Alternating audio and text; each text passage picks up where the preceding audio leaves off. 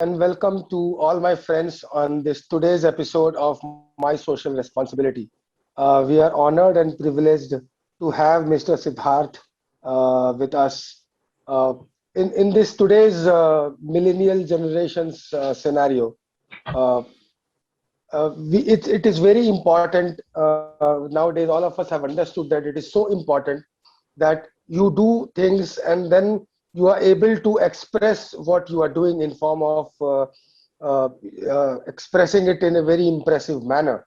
And here we have a gentleman who has 20 years of experience as a life coach and as a storytelling expert who teaches multinational companies like Capgemini, like TCS, and like very other multinational companies. He has been coaching them on how to approach life and on how to write their life stories and how to write stories of what they have done and to teach and inspire people. So we are honored and privileged that Mr. Siddhartha has agreed to have a dialogue with us on my social responsibility. Most welcome, Mr. Siddhartha.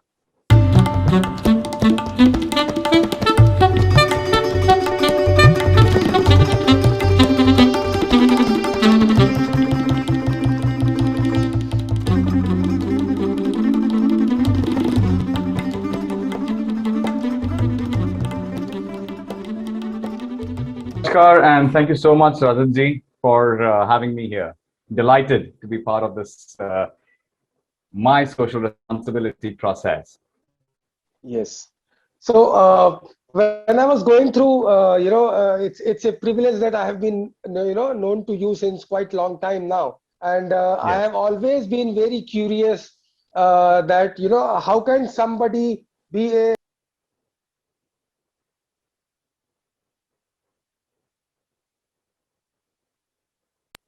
I was always very curious that how can somebody be a storytelling coach. So this is a very interesting topic. So for sake of my friends who are like me, not very aware about what this whole process is and why this whole multinational big corporate giants are hiring you since past so many years to teach them how to write stories. We thought that only kids in the school are taught by teachers. What do you do exactly? Well, thanks for asking me that question. In fact, I always strongly believe that we all are made up of stories. हम सारे कहानियों से बने हुए हैं, कहानियों से जुड़े हुए हैं, बचपन से लेके अब तक कहानियां ही हैं. In one form or the other, we are stories. As a child, we have always been curious, right? And to learn. And how do our grandparents, Nana Nanis, Dada Dadis used to tell us stories? And that's how we learned about our moral values, our ways of living, who we are. We created an identity based on that. Now, as we grow up, we start to forget that these stories have made us who we are. So what happens is when you go back to the corporate world, and I've been in the corporate space in the HR field for 20 plus years. And in this journey, my whole objective has been to understand people and their stories and to connect with them in different ways and to talk to them about how these stories are making a difference for them. So when I formally talk about stories and storytelling, people say that's like a child's play. And I go back and tell them it's not child's play, it's our play. And even when we grow older, it's our stories. It's And like we will yesterday I was become, telling my mother. It's like yesterday I was telling my mother that tomorrow I'll be talking to Mr. Siddhartha. She asked me what does he do. I told her that he teaches people how to write stories. Then she said, "You are talking to a primary school teacher." I said, I said, I said no. He teaches multinational companies and big corporate giants. So yeah, yeah. So it's interesting. And when I do about a life storytelling, it's basically a life coaching when we do. It's all about understanding what we want, creating our identity, creating that vision that we are holding for ourselves. How do we create? And when we create a story, we're always in a curious mode. I mean, look at a child, right? When we were children or when we see children, right? They're always curious. When you tell them the story, you know what? There was a huge tree, and they will start imagining the tree. Similarly, when you tell a corporate guy that imagine your next role going to be a big tree under whom there are people who are going to grow. The fruits that you bear are people going to take benefits, and they start staying in that imaginative world. And when you start taking that metaphor and create a story, it becomes a beautiful process, a beautiful journey. That story becomes your life. You start living that life because you start believing into it. And that's what it is. It's a very beautiful process. We've forgotten as we have grown because we think adults means maturity. Sina chauda karke khade raho. It's actually that beautiful humbleness of connecting with those small things and having fun with it. So just to name a few corporations, which are the corporate giants which have seeked your assistance or your services to teach their team about writing stories? Who are the companies? Like if you can name. So I've been doing workshops internally as I worked as an HR. I've worked with in TCS. I worked with Capgemini, Cognizant, where I've spent time with people, my team and the team at large, talking to them about storytelling, talking to them about how do you build these stories. FSS Tech is another. It's a fintech organization. So these are organizations where I've worked with. I've been working also with the faculty members at EBOX schools and colleges to train teachers to think differently and use storytelling as a method to teach students. Great. So people who are visionaries are seeking your help in how to translate their visions into effective, powerful stories. That is what I infer from this communication. Absolutely. And using these stories to help people understand and connect with, using these stories to become more powerful. I mean, look at when you tell a story of, and I heard this in one of the forums, and it stuck with me.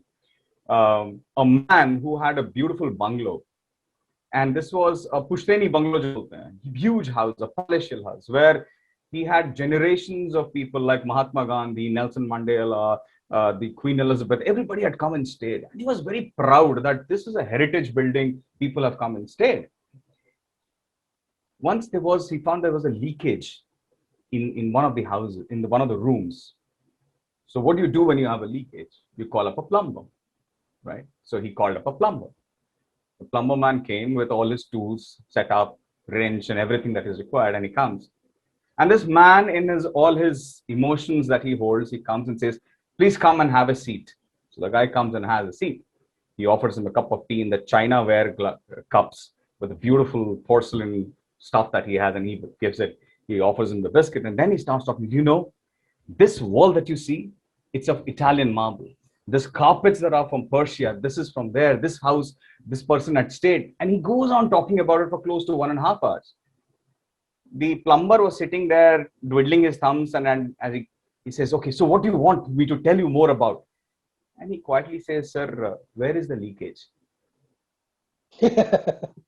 Right? It's a very simplistic story, but if you look at it, in corporate world, we get so engrossed with our legacies. We get so engrossed with our own beautiful stuff that we have done so far that we forget we've hired a person for a particular work. Are you telling him about the legacy and telling him live that legacy, or bring in a change? Very good. So that these are that kind of small justifies. stories, anecdotes. So that justifies the reason on why I had requested you to come today and have a dialogue about this concept we are trying to promote globally, called MSR, My Social Responsibility. We were having a conversation about starting this campaign, and then just to remind whosoever is watching our conversation that there is in the current scenario and the unprecedented crisis the whole globe is going through, there are people who have always thought that community service is government's responsibility because government collects tax. Then there are certain set of people who think that when it comes to social service or community service, there are set of NGOs who do a lot of fundraising activity, and then out of that money, they do social service. Then there is a third set of people who say that there are big corporations, corporates who are earning in millions and billions, and they are compelled by law to spare a proportion of their profit and call it corporate social responsibility, CSR. And then comes, unfortunate time like these in which we are living in this pandemic time, where all of us have realized, or not even have realized, the out of crisis we have started, helping each other with knowingly, unknowingly. We have just started. So this brought us to this concept that there was a time when people used to ask what the nation has given to us. And then Hmm. came out a set of intellectual who said, no, it is the time to ask, what have you done for the nation? And in the current scenario, the question has evolved itself into who the nation is. And then the people said, no, we are the nation, and what have we done for ourselves and for our peer group? So that brings us to my social responsibility campaign. And Lovely. so I would request you to, give your opinion on this topic based on your individual experience and your 20 years of experience, as well as what you and your friends are doing in the current scenario since past 2 years of this COVID. Lovely. Thanks for bringing that up. And let me tell you this is that when I heard this concept for the first time, I was like, wow, it's putting a terminology to an individual. Well, being in the corporates, we all know CSR is like, yes, it's given, you get involved, the manpower is involved, the financial aid is involved. Finance comes first, manpower comes later, in most of the time in large corporates too.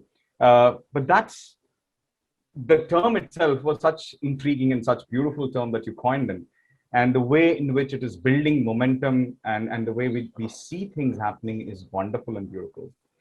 Thanks for bringing this up and putting this to a framework and a structure. It's lovely, Rajat, to see this fructifying the way you're looking at it. Now, if I were to look at it, and I concur with you completely that corporates, I mean that there are mandates. Government is doing whatever that they have to do. Government is putting their machinery, whatever said and done. I'm not talking about the political part of it, but there's a lot happening. And we are a huge country. The population is big, right? The numbers are 150 million people by talking about. It's not a small number, and the nooks and corners are like diversified and spread out. Now, government is doing their job. Corporates are have stepped up and are stepping up in a big way. When I talk to my friends, colleagues, ex-colleagues, the kind of work that is the corporates are doing are really, really massive work. But whatever said and done, to connect to the nitty-gritties, a lot of people have gone back. I mean, when I say nitty-gritties, it's like when I see people have been going back to their hometowns and working from their hometowns as work from home or whatever that has happened. These people see ground realities. Corporates can reach to a certain extent. Governments have tried to reach out to a certain extent. But people at ground started coming out, putting the fear aside, putting whatever that the troubles that they have. And I've seen this not just during the pandemic. I've been living in Chennai for the last 21 years now. And I've seen during the cyclonic storms that have hit the city or the state.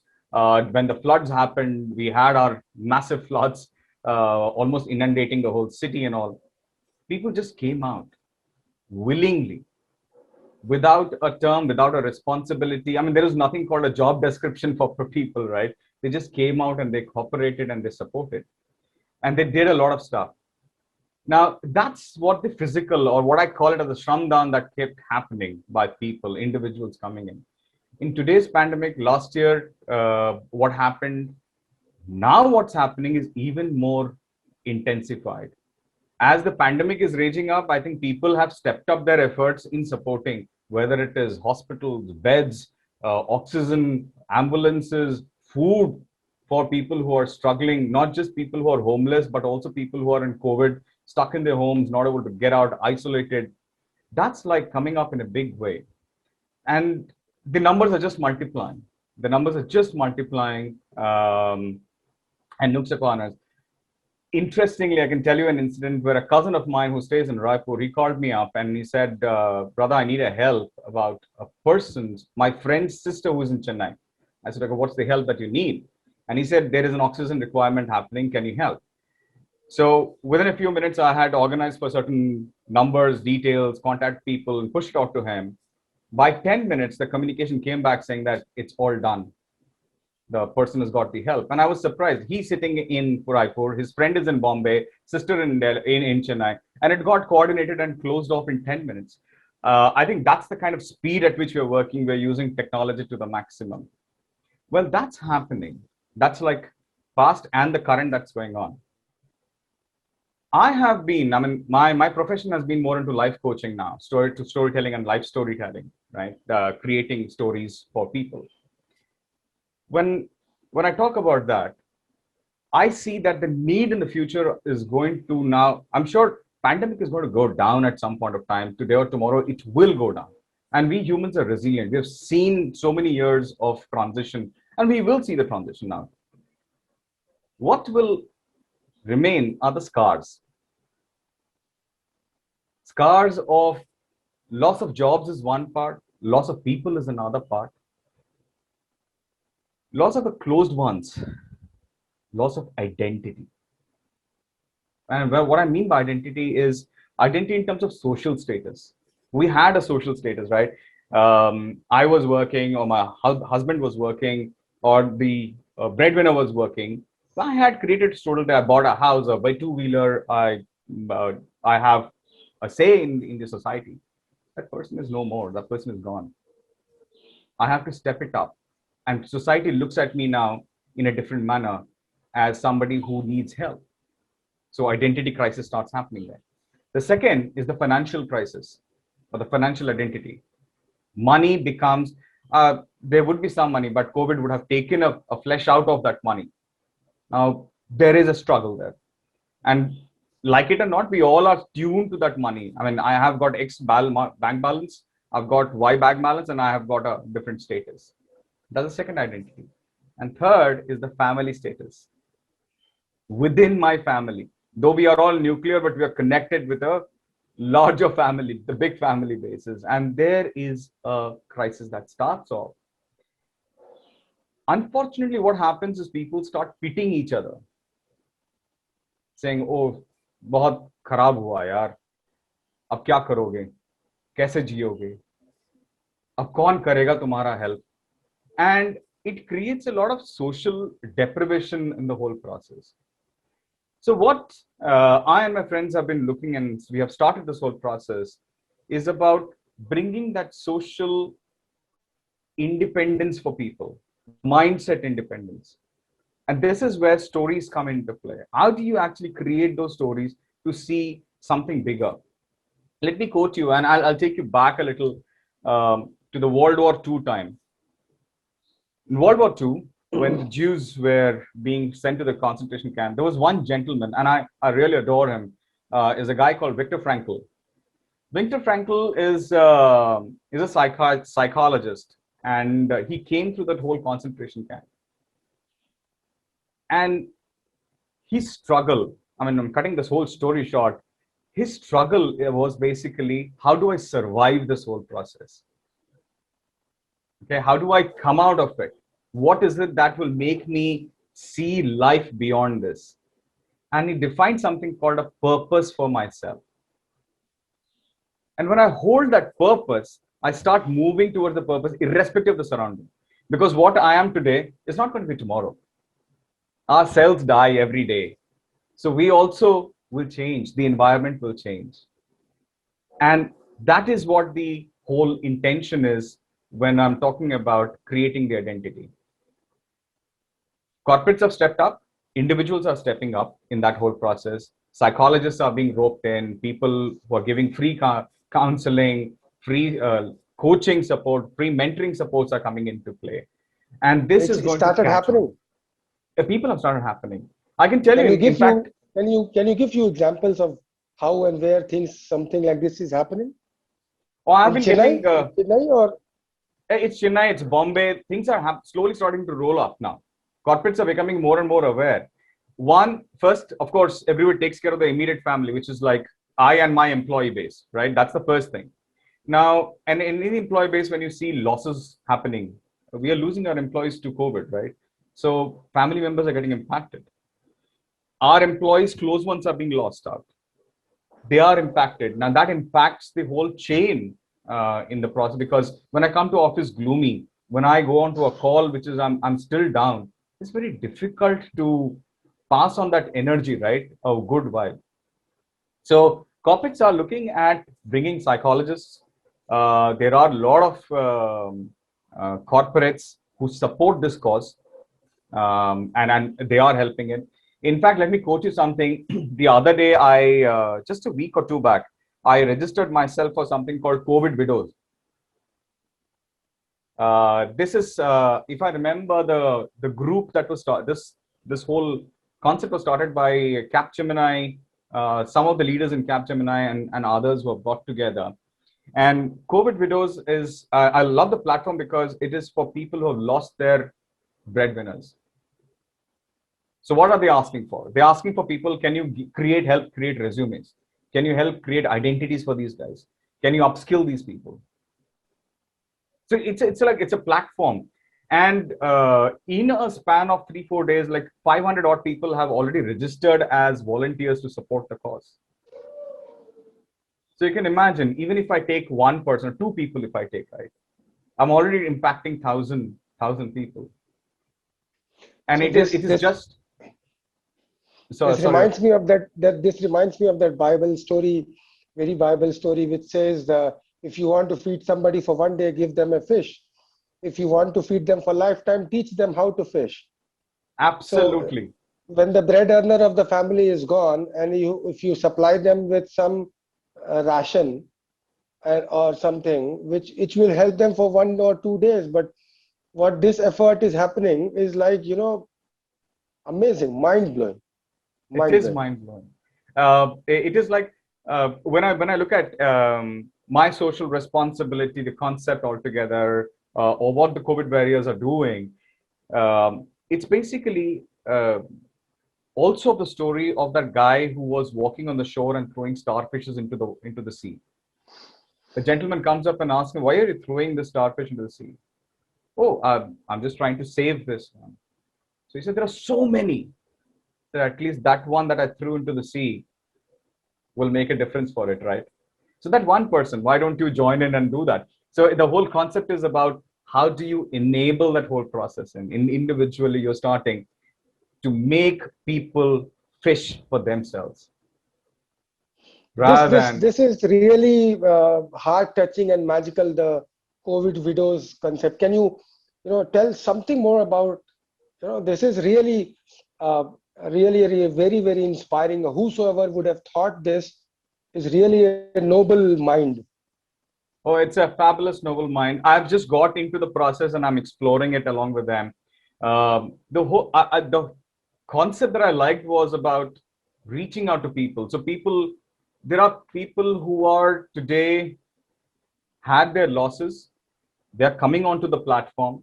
They would register for themselves. Just 2 days back, my mother lost her very dear friend, and she did not even had her husband. She was a government employee. She was working in this whole pandemic time also. Because of that, she got infected, and she has 2 kids, one son and one daughter. Both of them are in BTech or something like that. They are not in some job, or they're not married, they're not settled. So the only thing during the weeping process of my mother, she was just crying and she was just saying, "Bachcho ka kya hoga, bachcho ka kya hoga." Absolutely, yeah. So that's the identity crisis now. That's the identity crisis. Because I had stuck. One is my husband, who was like a breadwinner. Second is my children, with whom I had a faith for the future. So I've created 2 identities. Now I am the one who has to create the identity now. That is the struggle now most of them will go through. It's a psychological struggle. And if we don't start addressing that, if we don't start working towards that aspect of it, long-term scars will happen. People will start struggling to make good with whatever that is there. Because this will go down. Pandemic is certain to go down. What is going to remain is our stories, what we have carried, the struggles of our families through it. ये जो बोलते हैं ना, जैसे ये जब गुबार जब शांत होगा, ये कारवा गुजर जाएगा, फिर जो गुबार शांत होगा वो बहुत लंबे समय तक रहेगा. जैसे हम लोग बचपन से स्टोरी सुनते आ रहे हैं कि वो हिरोशिमा नागासाकी में जो हुआ था, उसके हाँ, वजह से आज भी शायद वहाँ हेल्थ प्रॉब्लम्स होते हैं। होते हैं। एकदम सही कहा आपने। तो, एकदम सही। तो बहुत अमेजिंग अमेजिंग। तो इस तरीके की और भी आई एम श्योर कि आपके जैसे जो इंटेलेक्चुअल्स हैं वो इस तरीके की लॉन्ग टर्म विजन के साथ और अपनी एक्सपर्टीज के साथ और भी अमेजिंग चीज ऑल अक्रॉस कर रहे होंगे हर जगह। मैं आपको और एक चीज बताता हूँ। हमने शुरू किया, ये मैं और मेरी एक दोस्त ने दोनों मिलकर शुरू किया। We are calling it as the Chennai listening circle. Okay. The whole intention is that कि हम लोगों को एक प्लेटफॉर्म पे लेके आए, एक प्लेटफॉर्म पे लेके आए, बात करें हमारी कहानियों के बारे में, किसी और की कहीं सुनी नहीं। Nobody else's stories. It is my story, my journey, my अपनी struggles, my तजुर्बे, अपना happiness. तजुर्बा। अपना तजुर्बा जो भी हुआ है। एंड बिलीव मी, जिस तरह से लोग बात करते हैं एंड जिस तरह शेयर करते हैं, कभी कभी रोंगटे खड़े हो जाएंगे आपको सुन के कि ये भी हुआ था किसी के साथ। द ब्यूटी इज दैट इस प्लेटफॉर्म पे हम किसी को ये नहीं बोलते कहानी खत्म हो गई। हम ये नहीं बोलेंगे कि भैया तुमको क्या लगा। नहीं, कहानी खत्म है, दूसरी कहानी बताओ।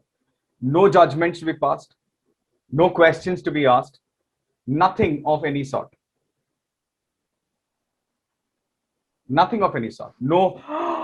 वो कुछ नहीं है, सिर्फ यह है कि भाई तुम अपनी कहानी बताओ। अंत में ये होता है, लोग आके बोलते हैं कि thanks to this platform that nobody even questioned me and we are all strangers. I felt so nice to share whatever I felt like sharing. तो कोई हल्का बायसनेस नहीं है, कोई जजमेंटल नहीं एकदम। है, एंड ये मन बस दिल हल्का होता है। हल्का, दिल हल्का एकदम करना हल्का, है। हल्का हो जाता है, मन हल्का हो जाता है। बात, द खूबसूरती ये है कि किसी और की कहानी सुन के मुझे मिलता है कि हाँ मैं ये तो कर सकता था या कर सकता हूं। Can I deal with my problem in a different manner, and I can do that, right? I am just listening, I am not hearing, I am ये जस्ट लिसनिंग। ये एक बहुत पुराना कंसेप्ट है हिंदुस्तान का। इधर बहुत नॉर्थ इंडिया पुराना। में पता नहीं है हिंदी है कि उर्दू, इसको किस्सा गोई बोलते हैं। अच्छा। स्टोरी टेलिंग को किस्सा गोई बोलते हैं। जैसे लोग आपस में दोस्त ऐसे बैठते हैं और अपने अपने किस्से सुनाते हैं। बस जी। वो गांव के जो, जब शाम हो जाता है, गांव के हाँ। चौपाए पे बैठ के आप कहानियां ही सुनते हैं ना, और तो कुछ नहीं है। आज ये हुआ गांव खेत में, आज वो हुआ घर पे, एंड यू जस्ट लिसनिंग। किसी को मन किया देन कांधा दे दिया कि हाँ चलो भाई मेरे को मदद कर लूं या ना करूं, ये जो अलग, वो अलग बात है। But I am just listening, hmm. I am just airing out. कई बार ये होता है कि दिल हल्का होता है, you carry so much of burden. Hmm. किसको सुनाऊं? अगर मैं इसको सुनाऊं तो साला ये बोलेगा कि भाई you have been you shouldn't have done this, you should have done that, you should have done this. Now the whole fact is you're not being questioned and you're flowing. Amazing amazing. There are circles like this. Bangalore is active. Chennai, we have a couple of circles like these. So what I and my friends started is a Chennai listening circle. We are creating this whole thing, and we want people to come onto the platform, talk, share, and just move on. Great great great. करेंगे हम लोग। हाँ, start करो आप लोग। ठीक है। Sorry Siddharth जी, जी सिद्धार्थ जी। Yes. तो ये सारी चीजें सुनने के बाद ऐसा लग रहा है कि I feel so fortunate that you are my friend, and I'm friend to such a noble mind, and Feel privileged. that there are so many ways in which people are looking at this whole scenario, and you are working towards healing certain wounds which are not yet visible to the naked eyes now. Yeah. That shows your intellectual capability and your vision. So it's really I'm feeling honored that I'm a friend to such a visionary person. So Thank you, Rajat. Thank you. I would like to I would like to request you to now conclude this whole thing, and if you can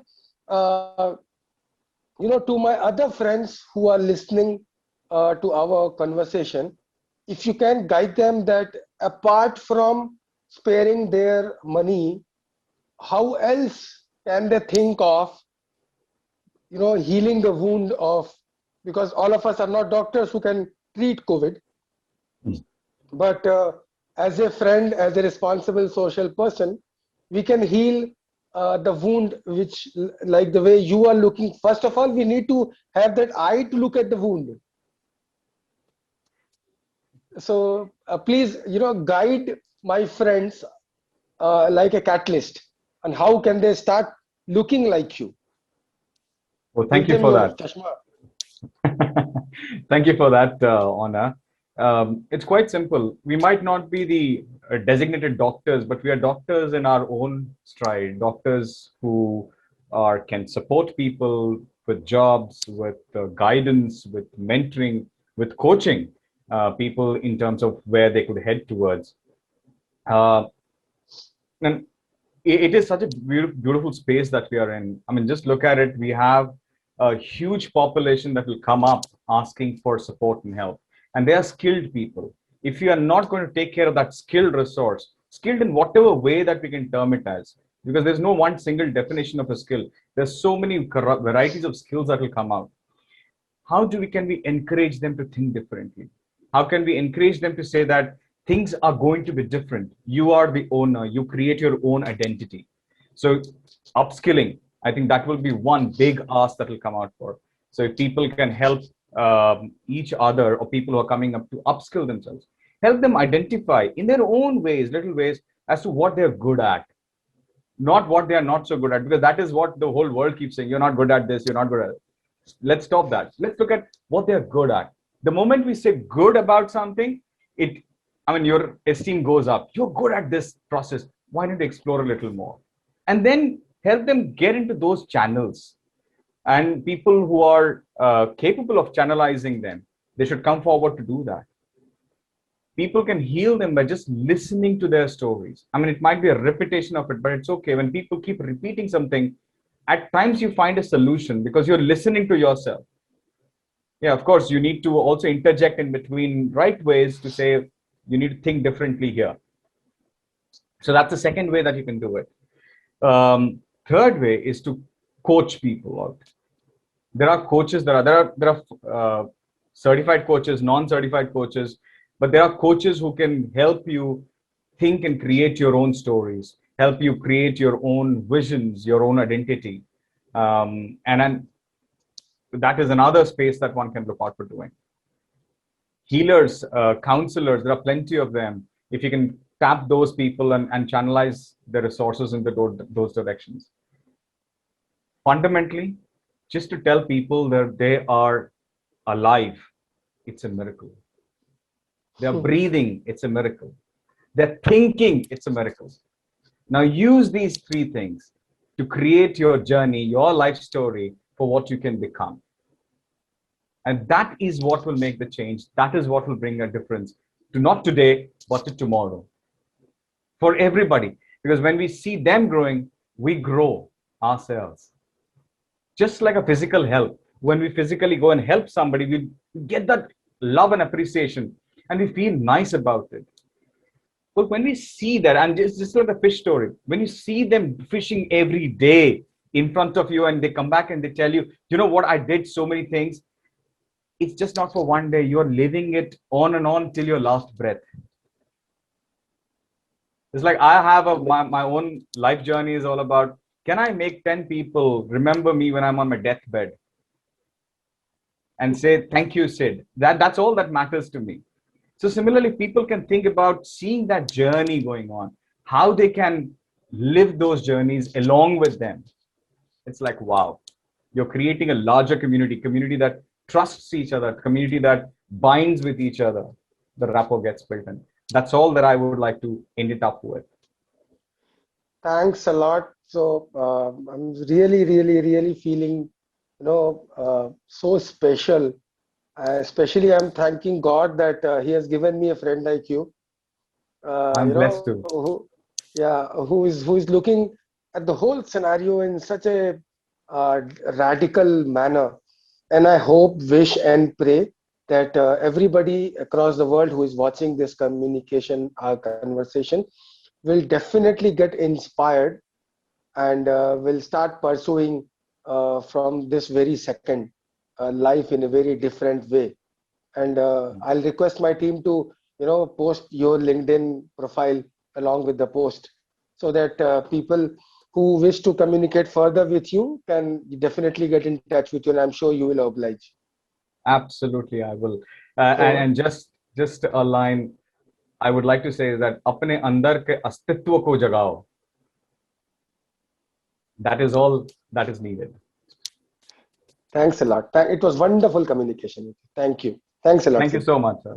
Thank you, Namaskar. Sid. Thank you.